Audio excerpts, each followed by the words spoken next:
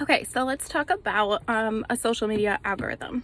So if you're super new to social media, an algorithm is the way that the social media platforms, it's like a software they use to show you the order of the posts of the people you follow. So right now, the Instagram algorithm shows you the people that you have engaged with, we'll say,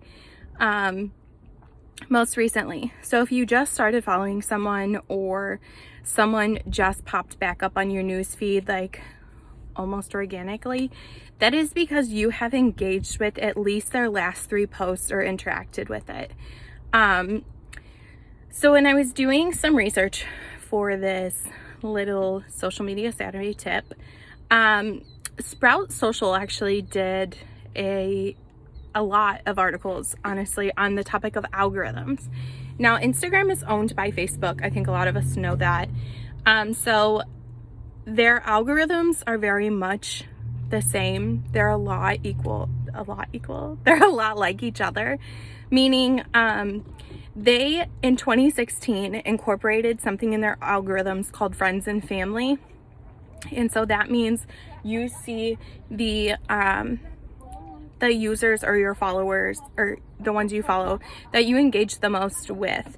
That's going to be why you might follow, 700 people and you feel like you see the same 4 people on your feed. So how can you trick up an algorithm? When I was going through Sprout Social, I was seeing a lot of tips and tricks and a lot of the same information.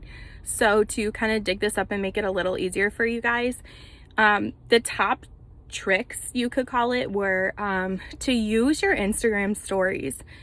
I feel like when Instagram released their stories, they kind of took over for doing what Snapchat does. I think Snapchat is a lot more casual, not used by a ton of businesses, but we as users, as consumers, as engagers, we tend to view the stories more frequently.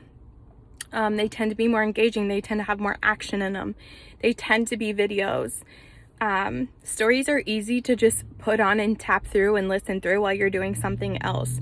So make sure that you are using your stories as much as you possibly can, because the people who follow you will then be able to see it and be able to go to your profiles and interact more.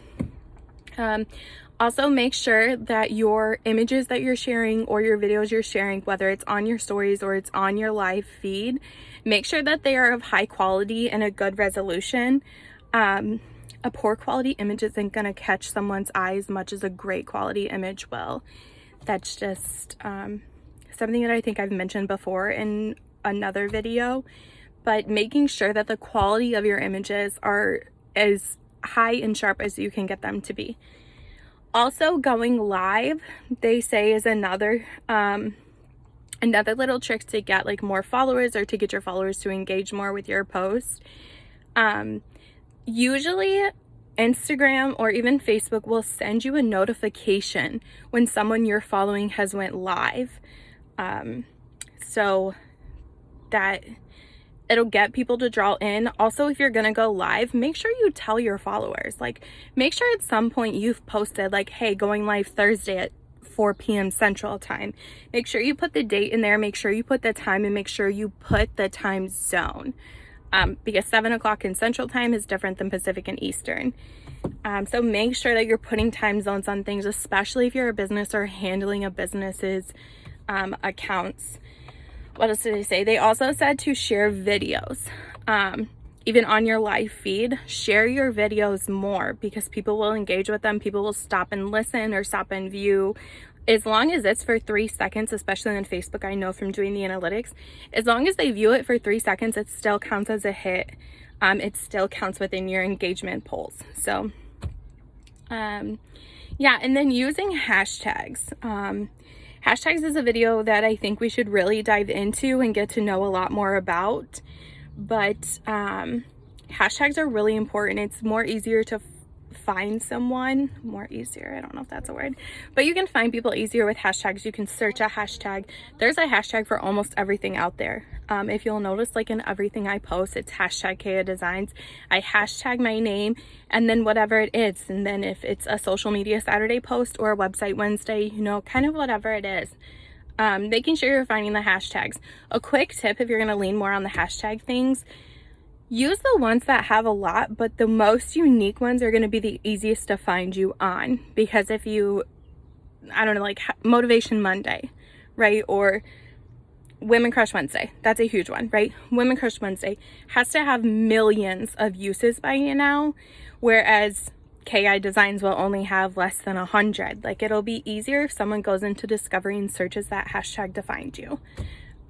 So yeah, that's a little tip on maneuvering through the algorithms, or if you're wondering why people might say that they're not seeing your post, it's all within the algorithms.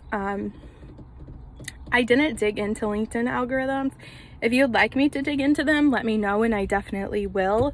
But yeah, so the takeaway tip today I would just say is, like, make sure that the images you're sharing, especially on Instagram, are just of the best quality that you can do. No one's asking you to, you know, take professional images every single time with a professional camera. That's just not realistic. But making sure that they are of good quality, that they're not blurry or whatever, and that they just kind of fit along with your brand and your profile.